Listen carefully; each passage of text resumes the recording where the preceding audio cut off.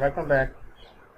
In the Laravel tutorial series, in the last lecture, we learned about a migration, how to migration, create a database, and handle structure of table and column. But creating the table is not enough. It is also necessary to store or retrieve data into database table. For this, we are using a model. The model is a grain of a MVC pattern, and it is used to store or retrieve data in the table logically. Model is a class of a PHP. Let's see the location of a model in a Laravel project directory. In the left side of a yes code editor, there is a Laravel project directory, and on the top there is the app folder. Click on app folder, it expands, and inside that folder there is the model folder. Click on the model folder and it expand it, and inside that folder there is a file user.php. Open that file. This is a model class, and it is now as a user model class. The user model class represents the user table of a database, so it has a structured relationship with the migration file. Or in other words, we can say that if migration file is found, then we create their model class. Remember, every migration file and their table name start with the lower letters and in a fuller form. But when we create a model for that table, then it first letter in a capital and it in a singular form. So now we create here a model class, and here is we have a table categories. So now we create their model class with the Artisan command. Go to in a business code editor and here write PHP Artisan, then write make, after that colon, and write a model.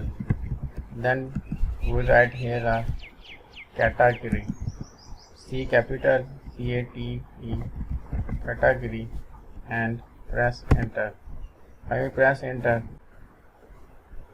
See that here is a model file created successfully, and we see our model folder. Inside that there is a category file, and we click on them, then it's open, and see that here is a category class model class. We create a category model class, but Laravel make our work more easy. We can create a model and migration file with a single command. For that, go to a terminal and first write a clear command, and after that write a PHP Artisan make, then write a colon, after write model, and here I use a tag table for both migration and model. So write a tag, and after tag here then write here a flag and MM for migration, and press enter.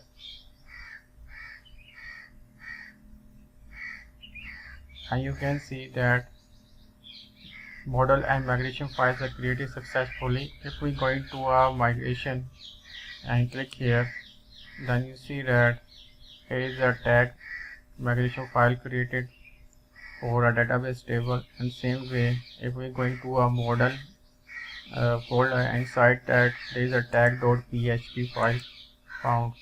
See here, when we use the flag m with the model create command for the tag table, Laravel automatically creates both the model and migration files. The migration creates a table name in lowercase and plural form, when the model class is created with the capital first letter and singular name.